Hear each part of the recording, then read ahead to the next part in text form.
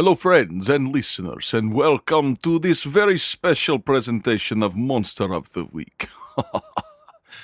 I promise I won't keep talking like that. Hey, hello. Hope you're doing well. We are excited to present the second part of our Monster of the Week special, as Halloween is just around the corner. In fact, we're only hours away. But we're dropping this one a little bit early, a day early, so that you can listen today if you've got big plans for tomorrow or what have you. Before we do, just wanted to remind everyone, this is spooky, and pretty dark, so maybe not for the faint of heart, for small children, etc., but enter at your own risk. I did just want to give a quick update, let everybody know we're working really hard on Season 3.5, and we're already getting the ball rolling on Season 4, but with all of the conditions right now, with the pandemic still in place and all the limitations that we are dealing with, it is a little more difficult to get everyone together for 3.5 because not everyone that we need for that can record remotely. So it's making things take a little longer than we would like, but just know that we're working really hard on it and we are going to do our very best to get it to you as soon as we can, but only at the quality and the level that we want it to be at. So we are excited. I hope that you're all doing well and that this special episode for Halloween will give you a little something to tide you over. I will also mention that we do have some special Make Believe Champions episodes, 3 in fact, that we will be releasing very soon. So keep your eyes here. We promise to keep trickling out some content just to help you all get through this time where we're in a bit of an MBH drought. But thank you so much for listening. Thank you for supporting the show, and happy Halloween. So you and Baseball Boy are in this room together. Don't say that. What, did that sound bad? No. What, Baseball Boy? I chose the name Brad because in the novel I'm reading, Dr. Sleep, there's a little boy who gets murdered. His name is Bradley something. And the girl who's a psychic who sees it happen calls him Baseball Boy. Oh my god. Because he's wearing a baseball uniform when he's murdered. He's like, no, don't say that. What? No. Sorry, guys. That's the end of this episode. I'm leaving. I think we need to go. That's enough. I'm done. Oh my gosh. This is too creepy for Holy me. crap. Can't be serious. No. When you said don't say that, I was like, what is that? Is that something I didn't know? Like, what is? Holy crap. I'm leaving. Yeah. Oh boy.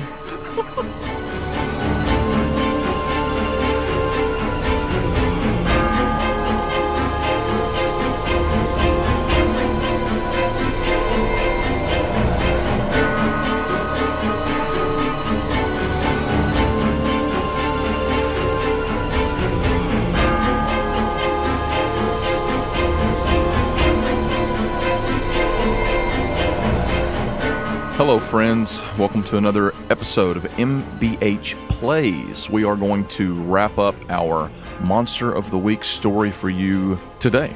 So, we won't take long getting into it. Thank you so much for being a patron, for sticking around during this short break that we're taking. Hopefully this will give you a little something to hold you over during this drought of Make Believe Heroes episodes. Just a quick recap of what happened last time. It's been a few days since Halloween. Our 3 hunters were investigating the disappearance of a young boy named Jason Sullivan. They attended a Halloween party held at the Sullivan household, which is an annual event here in Winchester, Kentucky. Everyone expected the party to be canceled, but the Sullivans decided to go ahead with it to just sort of keep up some semblance of normalcy. Our 3 hunters, Brad, Liv, and Rob, all decided to attend the party. Brad specifically to try and discover if this was the doings of some newly named creature online on the forums called Night Terrors. They came to the party, they ran into some friends, ate some pizza, and Brad began to investigate. There was a strange occurrence where the electric would start flickering and the lights would go off. Everything would just kind of go weird. Eventually, Brad found his way upstairs to Jason's old room, while Rob and Liv both went downstairs to check on Mr. Sullivan, who was going to see if he could fix the breaker. Of course, that's when everything went so very wrong. And Brad found himself locked in Jason's room with a stranger who caught him looking through Jason's things, only to be attacked when the lights went off for a time by some creature that took the form of one of his childhood fears, which he called the No-Face. As Brad stood against the No-Face, Rob and Liv faced off with the spectral form of an undead Jason, which was moving on Mr. Sullivan. As each party did what they could to get rid of these creatures, Rob locking one in with his ghostly powers, it told him there that its only desire was to consume all. And that's where we begin, with Brad and this new friend of his up in Jason's room, after the No-Face has been banished by the light. So as he is standing there freaking out and you're getting your arm together, the door behind him opens hurriedly. Busting into the room comes a woman. She looks to be in her probably early 40s, early to mid 40s. She's a pretty woman, or she looks like she would be a pretty woman, but she looks disheveled. She's not wearing a costume. She looks like she just got off a bender, like she looks a little bit hungover, bags under her eyes, but she has a fierce look on her face. And she comes busting into the room, and then she stops, suddenly seeing the two of you standing there, and she kind of takes it in. You've put your gun away, right? Yeah. It's concealed, and I have a permit. Right. You've got your gun put away. You're holding your arm together, and this kid is standing there, and she says, "What in the world are you two doing? Get out!" I'm assuming this is the mother. Yeah, you can put that together. There was something in here. Get out of my son's room. Gladly, but I would say probably avoid this too yourself. It's dangerous in here. She turns and she sees the other boy standing there, and she says, "Daniel, what are you doing in Jason's room? Get out of this room." And as she's saying that, like, people are now starting to kind of come in to the hallway behind her. Some people were in the room across the hall. Others just seemed to kind of be just rushing up to investigate what the heck was going on. They heard gunshots up here. You hear people say, like, "Was there a gunfire?" And they see this woman standing there addressing the two of you. Are you wanting to try and convince her of something or do anything like that? I mean, you could always roll to manipulate someone. I want to try to convince her that there's something bad in here and that it's not safe for her or anyone. So would that be manipulating? Kind of. Are you trying to convince her to, like, do something about it? At the very least, convince her that not necessarily. I'm not expecting her to, like, pull out a magic wand and expel the ghosts or whatever. Right. But, like, convince her to either explain more if she knows something more, or to, like, get out of the house. Yeah. So it's kind of like, I don't know until I know what she knows. Okay. Well, that's fine. We'll call that a manipulate someone. Go ahead and roll it for me. I'm going to go ahead and roll it for you. I mean, at the bare minimum, you're trying to convince someone of something or to do something that they do not want to do or believe. I rolled a 6. Okay, so I'm going to take a hard move, which means bad things are going to happen. Woo! So what do you say to her? Tell me what you said to try and convince her. I don't know. I understand you're upset. I don't know what you've seen here, but there's something in here that is very dangerous. And I kind of, like, paused to wait on her reaction for that. You don't understand anything about me. And Daniel, I thought better of you. I thought you were Jason's friend. I knew this was a bad idea. Get out of my house. Get out of my house, or I will call the police and have you removed. I throw my hands up. I said, no argument from me. People sort of clear away for you, and Daniel's walking behind you. He's got his head low, and he stops. You see him stop and try to speak to Mrs. Sullivan, and she just cuts him off. Get out. And the two of you kind of, I guess, maybe shamedly, you're not really, I'm sure, ashamed, He is. Not even a little bit. Making your way through the hall and then down the stairs. About halfway down the stairs, you come bumping straight into both Roberto and Liv. You guys see Jay coming down. He's holding a bloody arm. I say Jay. You guys see Brad coming down, holding a bloody arm. Brad Chad. And this baseball kid following behind. Baseball boy. Jay, what happened to you? We can talk about that once we're out of here. I need to... Seems I'm no longer welcome on the premises. Oh, finally, a good reason to leave. Let's get out of here. Mystery's over. We're done trying to solve this. Peace out, homies. Yeah, these people don't deserve saving. We were down in the basement. We actually saved Mr. Sullivan. From what? A mutilated child with a knife. Huh. Yeah. I saved the baseball boy here from a monster of some form or fashion. I hesitate to say it, but it was the No-Face. Oh gosh, not the no face again. That sounds terrifying. Yeah, Believe me. I never believed it was real, but Sure. something's up there. But you didn't see the No-Face. It sounds like you saw something else. So are you guys like stopped in the staircase, or are you walking down? What are you doing? We're walking out with him. Okay. I'm walking and talking. Daniel, the boy behind you, he says, What do we do? You guys turn and there's this kid standing there. Well, I say kid, he's probably like your age. I'd say he went to school with both of you, Rob. You've probably seen him around. He's kind of a smart kid in school. He's just standing there. I asked him, I said, so you know the Sullivans, right? Yeah, I grew up next door. Has anything changed lately? Mrs. Sullivan seemed to be, Has anything changed? I mean, beyond the obvious, or before the obvious. No. Jay. Just Jason. Listen, kid. Listen, we need to get out of here. If Miss Mary finds us down here, she is going to... Miss Mary Mack? No, Miss Mary Sullivan. We need to get out. And he steps across the floor, the thumping Halloween music behind you all sounding incredibly out of place now. He walks over toward the door. He reaches forward. He puts his handle on the door. And all the power goes out in the house. Told you it was the door. Oh my goodness. He grabs the handle. He is jiggling it. He is trying to force it open. And it will not budge. Yep, we're locked in here.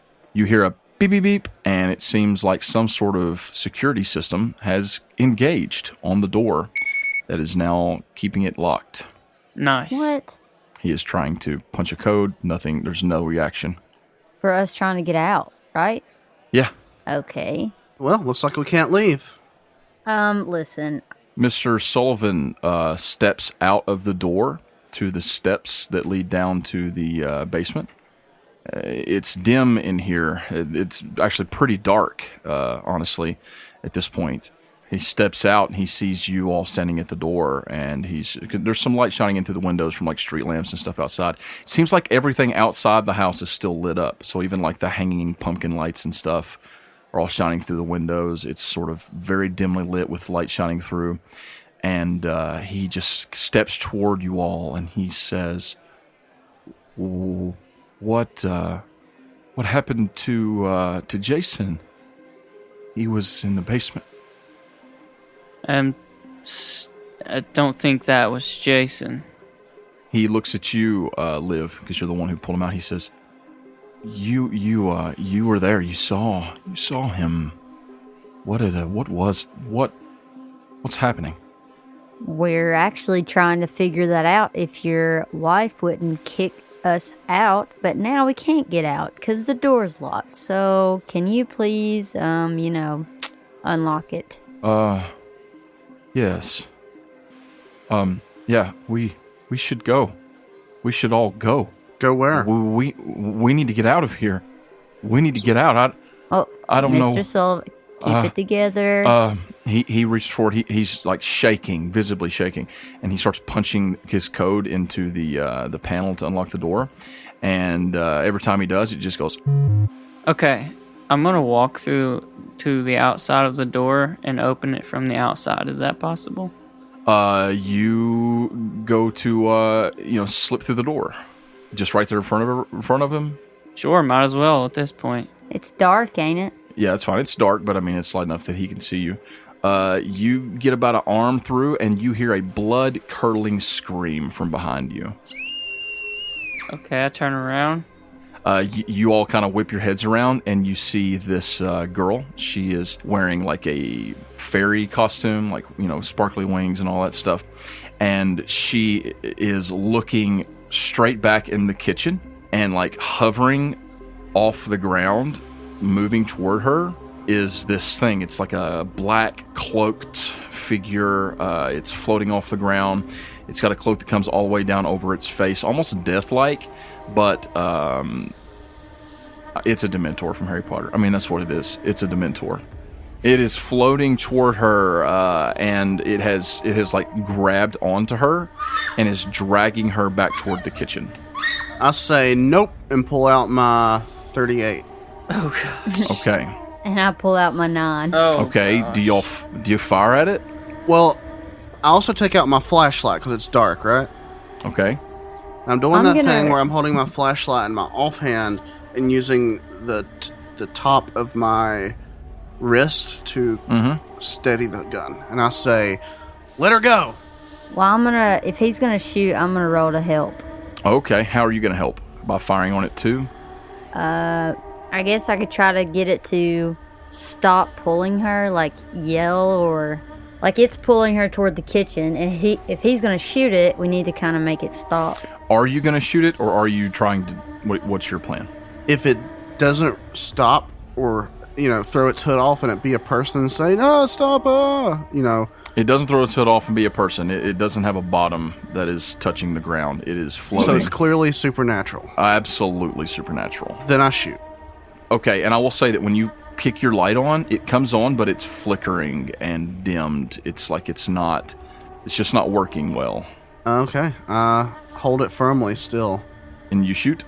I shoot. Okay, so if you want to help, you can just fire at it as well using his light. Okay, so you roll me to help out. And Alan, you, or Brad, I should say, I don't really think you have to roll anything for this. I don't roll anything for this. 8. Okay, with an 8, what I'm going to do with this is both of your weapons are going to cause harm. Okay, so your 38, is it a 1 harm or a 2 harm? It's a 2 harm. 2 harm. Okay, what about your 9mm? It's a 2 harm. Okay, so unlike the first time when you shot the one upstairs in the room and it pushed it back, but it didn't really seem to hurt it, this one definitely hurts it. It drops the girl. When your bullet hits it and then hers follows right behind and also hits it, it drops the girl and it lets out like a shriek, and then it just gone. It disappears. Bye. At that moment, you hear multiple other screams throughout the whole house. Oh no. I approach the screams. I'm gonna try to open the door still. Okay, you can't get it to open from the outside either. Okay, so I just go back in and... I mean, you can nope out of here. Nah, I'm not doing it. But you can't get the door open. People are starting to freak out because now people are seeing things all over the place. You see a very, very large shadowy spider hang down from the ceiling and grab someone. Rob, as you turn back and you see in the dining room area this very large spider like fall down from the ceiling, like the size of, I don't know, like a Rottweiler, maybe a little bigger. Grab someone, they are screaming, and it drags them toward the darkness in the shadow of the door to the steps. And as they go through it, they seemingly disappear, both the spider thing and the person. Why don't all 3 of you actually go ahead and read a bad situation? Because I think you guys are firmly in the bad situation. Yeah, Yeah. this is pretty bad. I pull out a book and start reading it. Okay. It's called A Bad Situation. Exactly. So, wow, that's a 9. Oh. That's the German word for no. Oh, you got to know? I got a 9. Okay, well that's a mixed success. I got 11. Yeah, but it's still the German word for no. It is. What about Rob? 9. Okay, so Rob, you and Brad both get to ask me one question.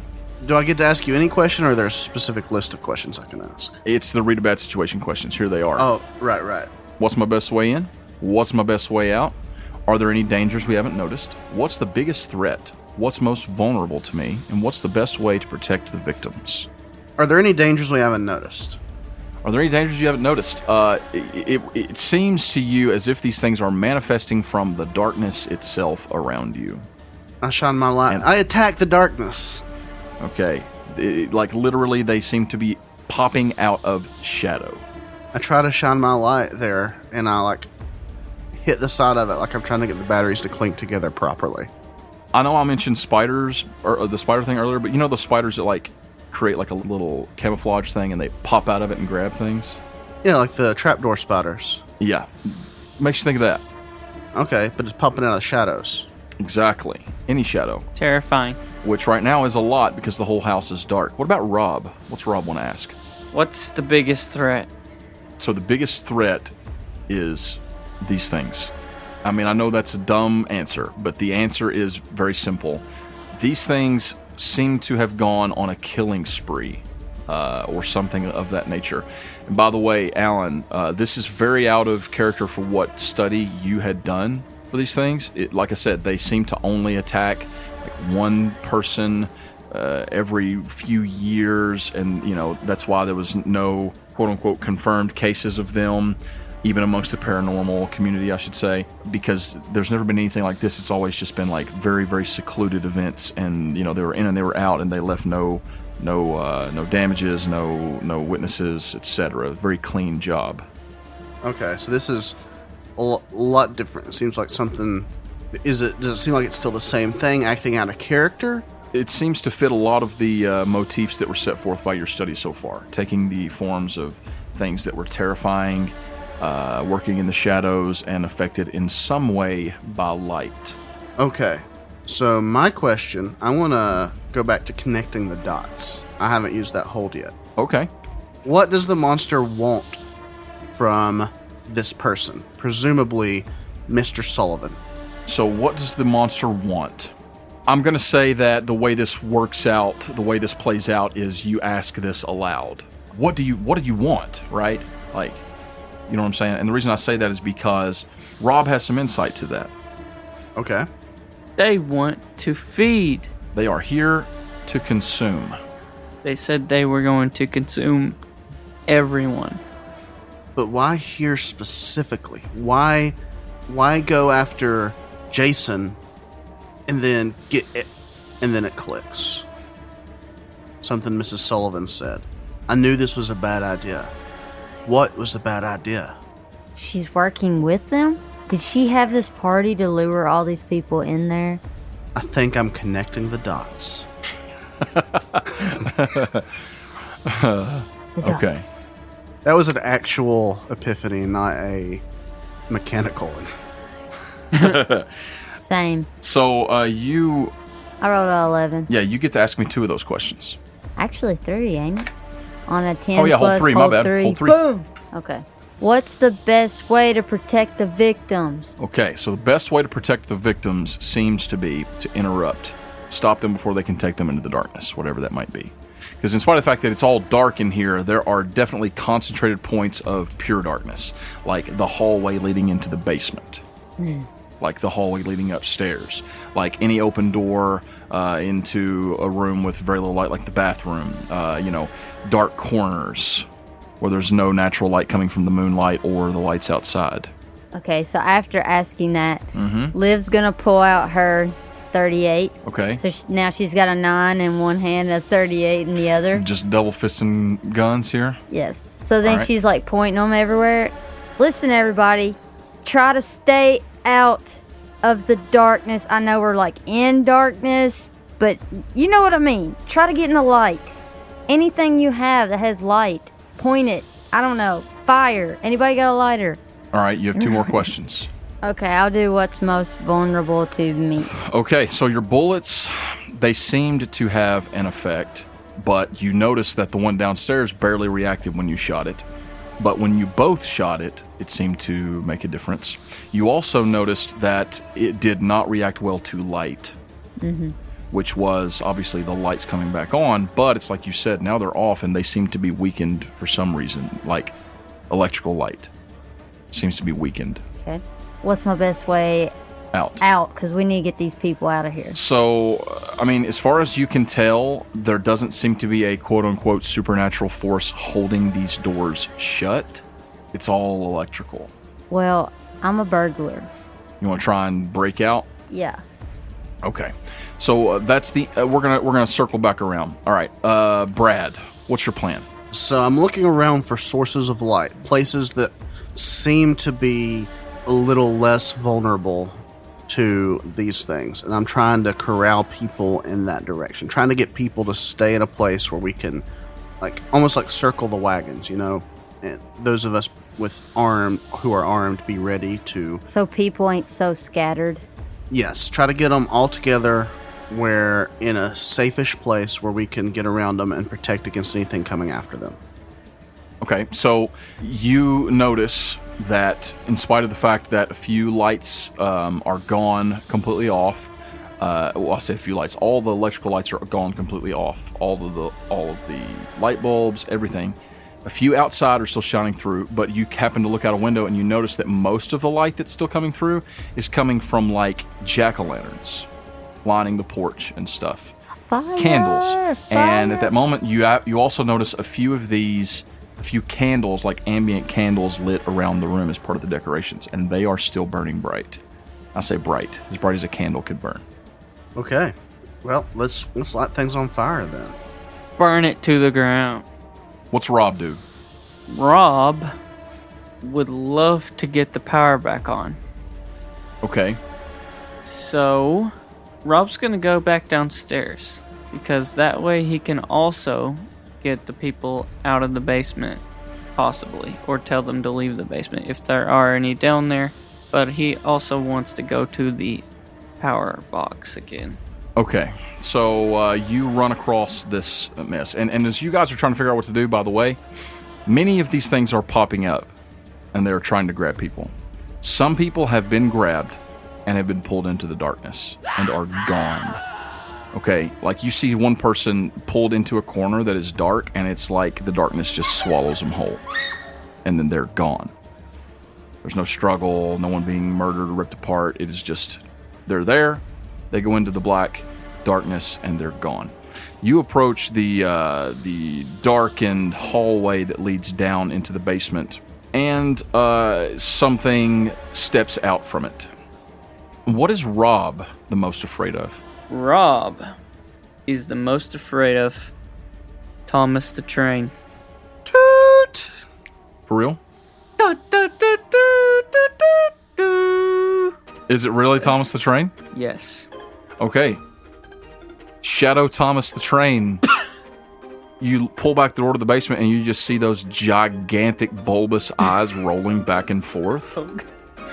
And that grin, but his like dark shadowy grin is like got this black ichor like dripping from his chin all onto the ground. And he is chugga rolling out of the doorway towards you slowly. Do we need an explanation as to why he's afraid of Thomas the Train? You can give it if you want. The reason that he is half ghost is because he got hit by a Thomas the Train float at a parade. Oh my gosh. And it did what to him? Knocked him down a staircase or? It like ran him over. Like it landed on him. Oh wow, it was like a big, okay. Yeah, like a float in Yeah. a parade. Things are heavy. And it almost killed you. Yeah. There was a Thomas the Train parade at the Christmas parade last year, and we were telling all the kids that Thomas the Train eats children's souls. So I mean, it's true. It's very true. Okay. And he choo-choos It's coming them towards you. up. Oh my gosh. Oh boy.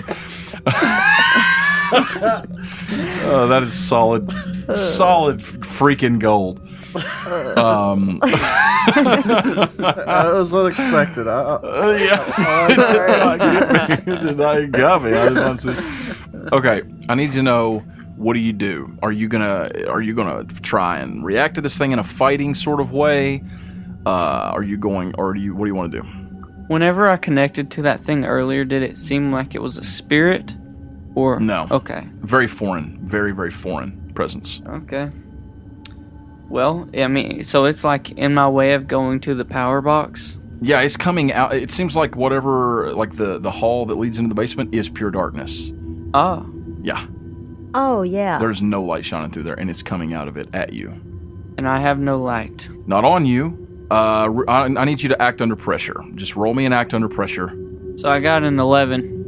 Oh, okay. With an 11, that is a success. You do what you set out to do. So are you trying to run away, to get away from this thing? What are you trying to do? I would like to run away from it. You want to just run away from it? Are you still trying to get downstairs, or are you bailing on that because of where it is? I did want to go downstairs. I'll say that it like comes out at you quickly. Like at first it's just kind of creeping out, but then it just lunges out at you. But where the front half of it is just the train, the back half of it is this like fleshy creature down on all fours. With its like the elbows on its arms and its legs come way up past this like nasty back covered in sores. Yeah. Sorry. And you just kind of, I want to face the floor into the basement. okay, so you just zoop out the way into the basement.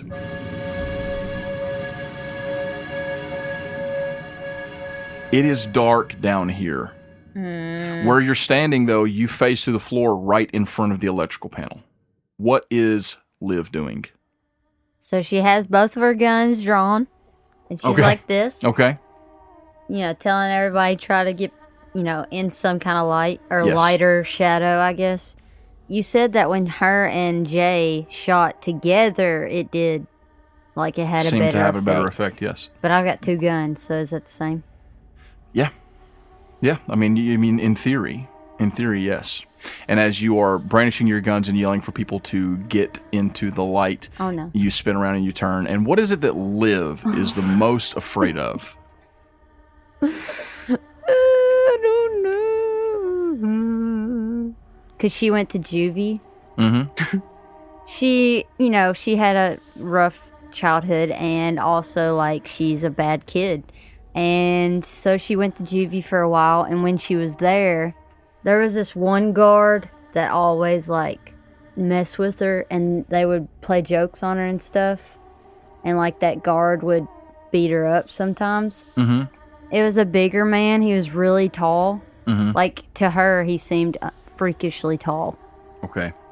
And he always wore black sunglasses and his cap.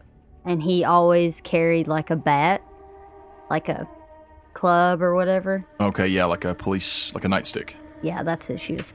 Okay, so as you're branching around, you turn and you see this warden figure sort of looming over you. He looks like he's 8 feet tall, long, gorilla-like arms, and he is hunched, and his neck is, like, abnormally long, and he is grinning with these glasses on as he, like, steps towards you, spinning that nightstick in his hand.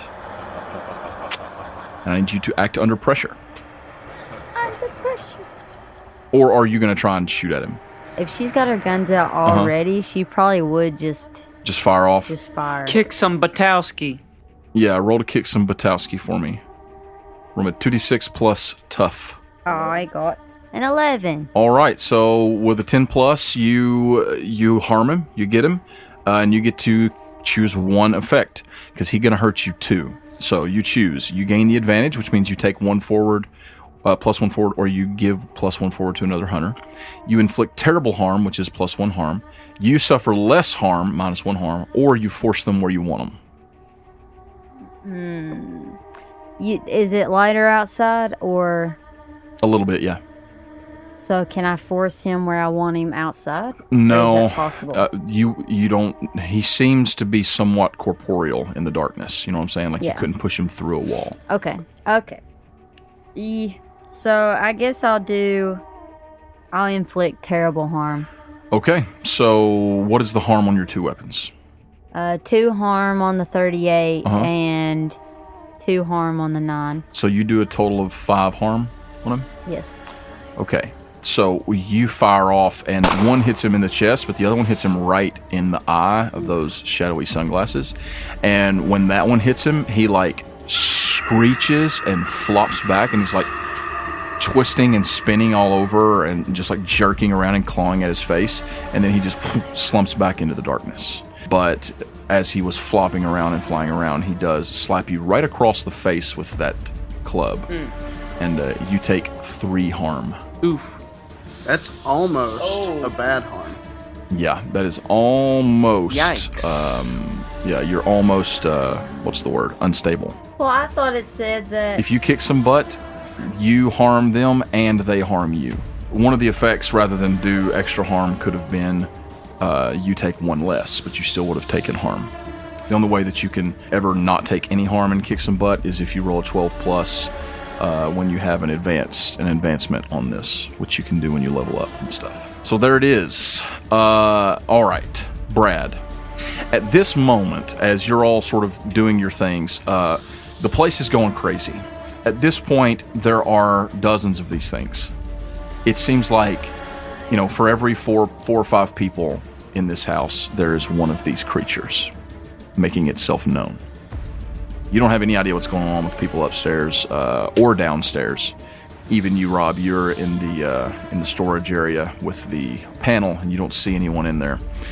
So, Brad, this situation has gone real bad. So, what do you want to do? I want to call on my net friends to see if they can teleport in from the Wi-Fi on my phone. Phone a friend. Okay. So yeah, I'm thinking, things seem dire. There are like 12 or more of these things. I have 4 bullets left in my gun. I have a pocket full of more, but reloading, it's a very time-intensive activity. Oh, yeah, I forgot that about gets me exposed because I can't carry magazines around. So the last thing that aren't you the one that asked me about the light and all that? Yeah, I And did. saw the natural lights? Okay. Yeah, so I was trying to get everybody corralled where we can kind of pin them up. But it seems like that might be a tall order from the description that you described. Things are getting bad. Yeah. So I try to see if Mrs. Jason Sullivan is Mrs. Sullivan anywhere. Not in sight. Last time you saw her, she was upstairs, and it doesn't sound like it's going well up there either. So I start to head up there to see if I can find her because of that thing I remembered. Okay. You approach the staircase, and there's no one in it because it is shrouded in total darkness. Which you have your little flashlight, right? Yeah. It's not working well. Like I said, it's like something is messing with electrical power.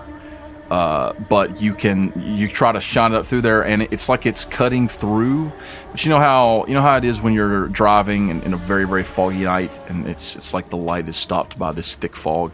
It's kind of that, except the fog is pure black. Yeah. So I try to go up slowly so I can still see whatever's directly in front of me. Same sort of stance with my flashlight pointing forward on one arm, my other arm resting on it with a gun, and then I start to go more quickly as I get partway up the stairs. It seems safe. After like 2 stairs, I kind of zip up the rest of the way. Okay, I need an act under pressure. Under pressure. So that's an 11. Okay, Nice. you do what you set out to do. I do it. You should be very thankful for that roll right now. I am. Somehow you manage. So actually, what happens is this: you're trying to kind of press through with your flashlight to run through.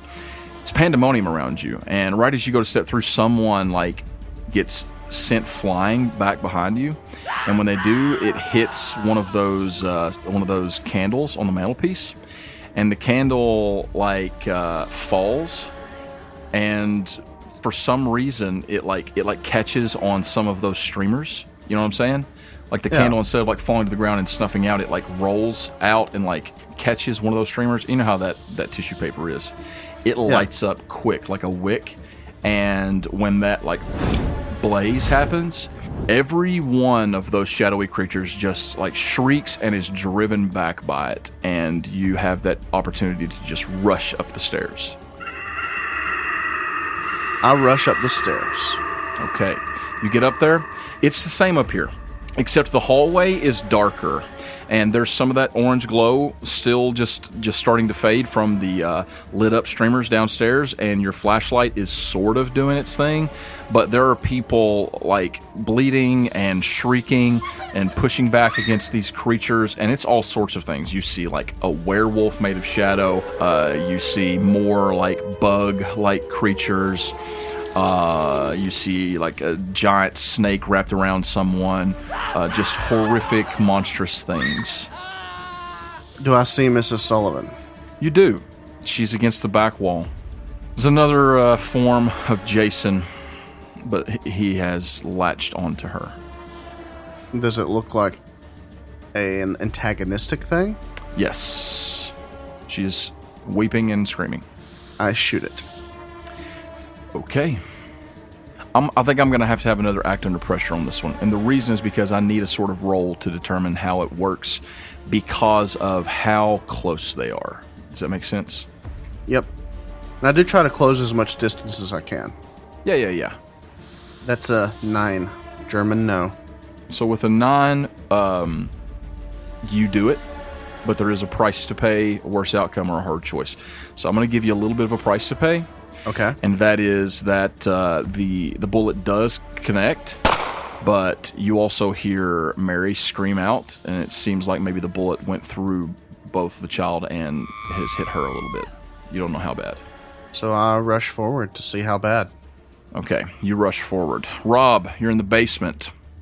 The moment you land down there, Thomas the Trains appear out of every wall, and they're just crawling towards you on all fours. Why? I want to use magic. To do what? I want to banish a spirit or curse from the power box. Okay. Let's see that roll. It's a 7 plus What's weird? 3, so 10. Man, you guys are really getting it with these rolls. The magic works without issues. So you are trying to banish whatever curse is keeping the power off, right? Yes. So how do you do that? What do you do? So in this case, the way that I go through stuff, we just say like I kind of put my hand inside of the power box, and push my energy into it in kind of an electrifying way. Okay, all right. So you're trying to jumpstart the power. You do that, and the lights do kick on, okay, throughout the whole house. When they do, you can all see this. It has an immediate effect on these creatures. They seem to shrink immediately and draw back toward the dimmer and darker spots in the house. They drop whoever they're carrying or whoever they've latched onto or have wounded, and they start to like just quickly jerk back toward dark parts in the house. But it doesn't like banish them. Does that make sense? And where you are, the darkest part of the room is where you are standing, up against that wall. Nice. Some of them go back against the far back wall, but I already established there's just that one bulb in the center of this big area. And they just kind of zoop towards you. They shrink and they lose some of their Thomas the Train form, but there are about 3 of them now that they are kind of skulking towards you up against the wall. Rob. And you hear that voice again speaking to you. You can't stop all of us. Sure I can. No. We will feed tonight. Feast. Okay, I want to. There's an option on this sheet. It says end of session. Can we do that one?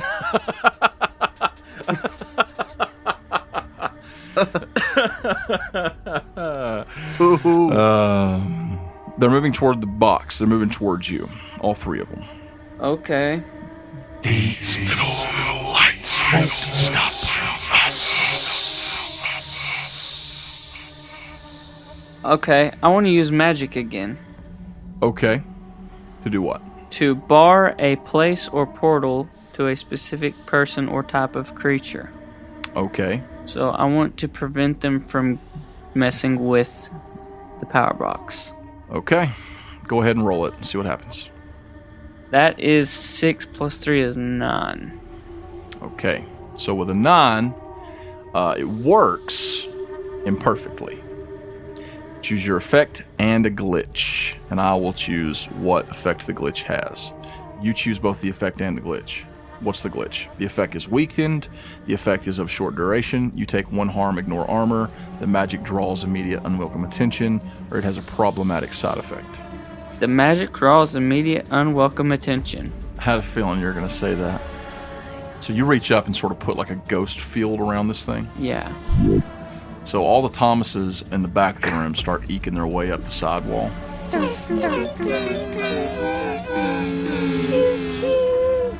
And now there's about 6 of them, and they're moving towards you. And the 2 that are right there up on you, one of them reaches up and grabs you by the wrist. You will come with us. And another one grabs you by the other wrist. Okay, but I don't want to. We will feed on you. So what is Liv doing? Liv, Crying. the last thing that you saw was fire going off in here, and it lit the place up. Now the lights are back on, and you can still see these things kind of running back, and there's still that sort of glitchy, flickery, dimming effect going on. Okay? She's gonna holster her guns, Okay? and I'm gonna try to do this. If you think it's stupid, then tell me. But I had that artifact, Okay. and like I figure she kind of went to the ground after she got hit, because she got hit really hard. Okay. And she kind of touches the blood on her face, or Right. was it on her face? Yeah, like your head. Yeah. So she touches the blood on her face, looks at it, and like reaches in like a necklace and pulls out this artifact that she stole from some reptilian's house. Okay. And she kind of just holds it in her hand and closes her eyes, and it kind of lights up and takes away a harm. Yeah, because it should have protected you for 1, right? Yeah. Yeah, it like stop. It takes 1 of your harm out. And she just breathes and puts it back in her shirt. And she gets up and goes over to where the fire is and like gets some of it. I don't know. Kind of makes like a torch. Okay. Like a candle, or the candle that knocked over. Can she grab it, or Yeah, that candle's gone out now, but there are multiple candles. she wants to grab some kind of flame? So Okay. you tell me how. So I can there do is that. a candle. It's just a regular like stick wax candle. It's not a lot of flame or fire. But if you want to try and make like a torch, you could use some of your, I don't know, you could try to make one, like a makeshift make torch out of like some cloth that you have. Yeah, I want to do that. Let's say that you could probably find something here to use as like sort of a handle, like part of a mop or something right here. Just I'm saying you could probably improvise something. Okay. I'm gonna have you roll a act under pressure to do that. Yes, plus cool. That's 6. Okay, so a 6 is a failure. So I'm going to use a luck. Oh, okay. All right, use the luck. You make a great torch. Thank you. You find like some sort of slow burning oil. Maybe there's a jug of kerosene under the sink. I don't That's know. what I thought. And you like wrap up part of your costume that's like a pleathery sort of thing or something. I don't know, whatever it is. And you take a piece of a mop handle that's like metal, and you kind of wrap a handle around it, and you make a torch. Takes you about 30 seconds, but you've got that, or a minute rather. Just kind of quickly do it. You know, you've done this before for some reason. And now you have a torch and you light it on fire. What is Brad doing right now? You're checking on Mary. Yeah, I'm making sure she's not shot. Yeah, you rush forward around the time the lights come on, and evil kid Jason is pushed back. He zips back into his bedroom. Looks like maybe he just like quickly backwards crawled underneath the bed in a not creepy way, except it was super creepy. Right. And then you see that apparently Mary has a gunshot wound on her arm, but it looks like it just grazed her. Just a graze on the right arm. Okay, so I look at the graze and I say, okay, good. So, do you have any idea what's going on here? Where was that my Jason? No, that was not your Jason. What is this? What is happening? I don't know. I'm asking you. Did you do this? No. Did you bring them here? What is this? What are these things? There were monsters everywhere. Did they take my Jason? Maybe. That's what I'm trying to find out. So do you not know what's going on here? I have no idea. Oh, we have to get out of here. We have to go. Yeah, let's get out of here. So you grab her, and there are people wounded. People are screaming because their friends or significant other are gone. Just gone. Yeah. So are you trying to get everyone to run out? I'm trying to get everybody to go down the stairs. I'm trying to use my light, and it's on fire downstairs, right? What was there is burn up. It was just like that tissue paper. It's like dropping a little piece of newspaper on the floor. You know what I'm saying? It's not going to really ignite a flame. And they got that fancy hardwood. I look to Mrs. Sullivan. I say, "Do you have anything that can light a fire?" Lighters downstairs, I'm sure. Why? Because they seem to be able to mess with the electricity, but actual flame, the light from actual flame seems to do something to keep them back. So if we can start a fire, I want to be careful. I don't want us to all just go out of the frying pan into the fire. But in the kitchen, probably. Okay, have to go. Let's go. Run. Let's go to the kitchen. I go forward with my same stats. As you're running forward, you hear a crash. As you're like running, you step past a guest room. It looks like someone just jumped out the window. Good call on their part. People are freaking out, screaming and running for the stairs. You get to the bottom of the stairs about the time, Rob. Yeah. You are surrounded. Okay. These things are moving on you. Right. At this point, they've sort of abandoned their Thomas the Train look, and they just look like what you would assume is sort of their vanilla style. They are black as shadow, mostly formless or faceless. Not like the faceless thing that Alan was talking about. Like they don't have a face. It's just like a rounded head, like vaguely humanoid, but the proportions are all wrong, and they are grabbing a hold of you. So what do?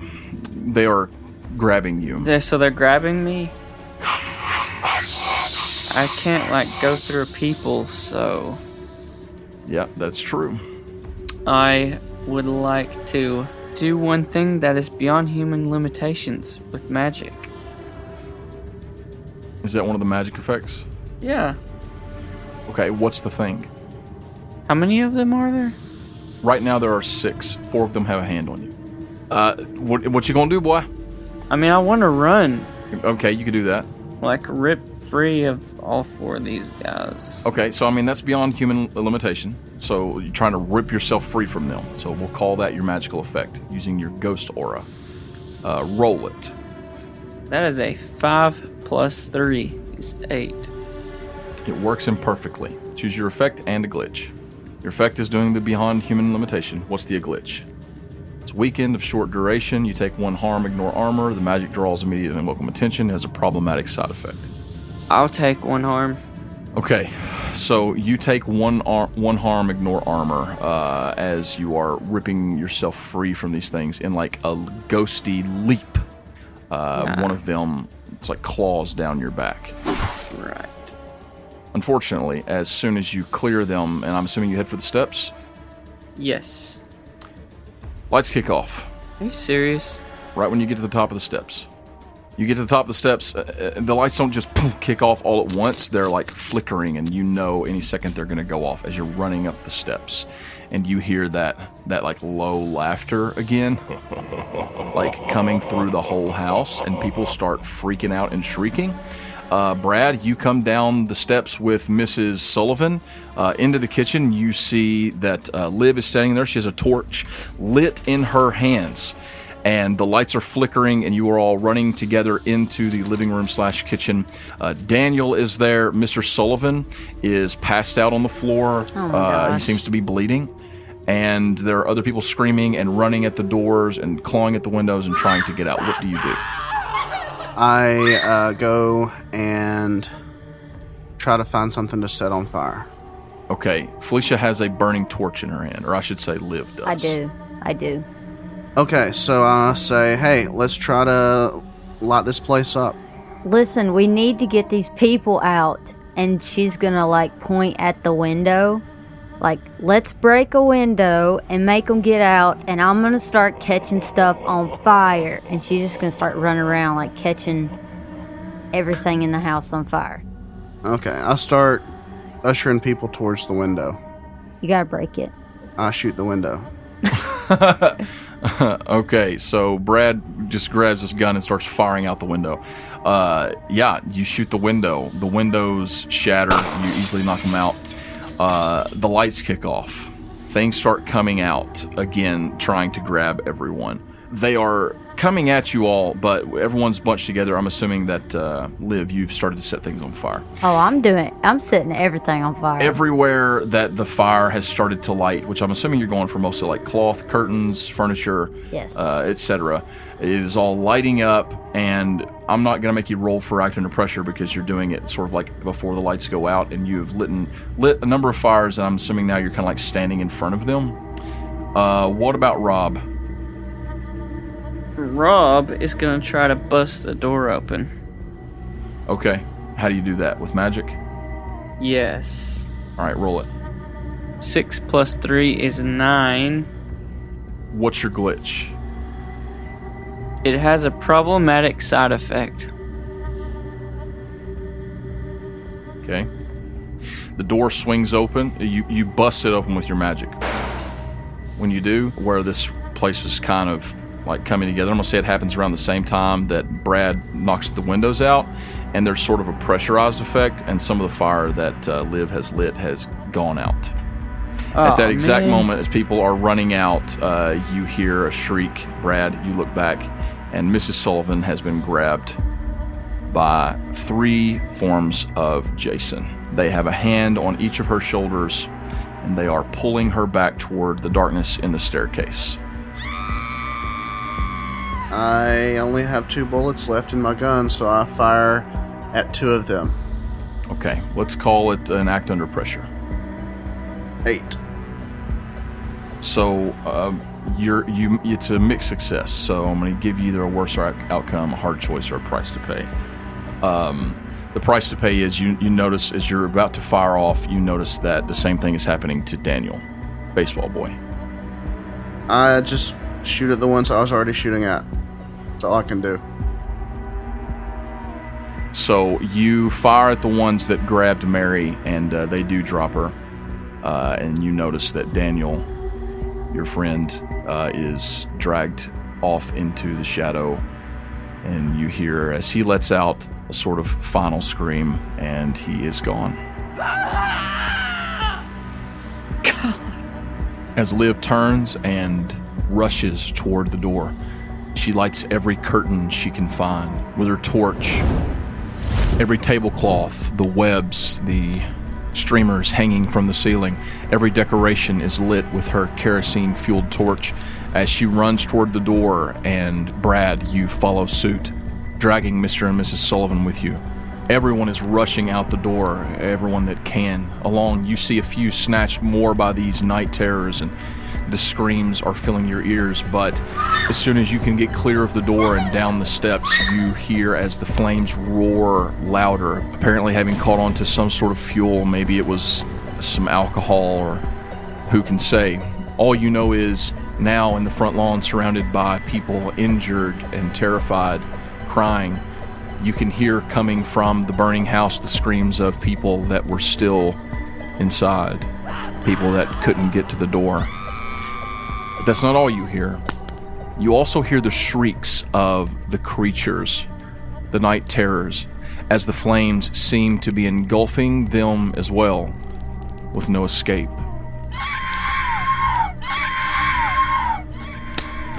And as you stand, you hear the distant ring of sirens as the smoke billows upward.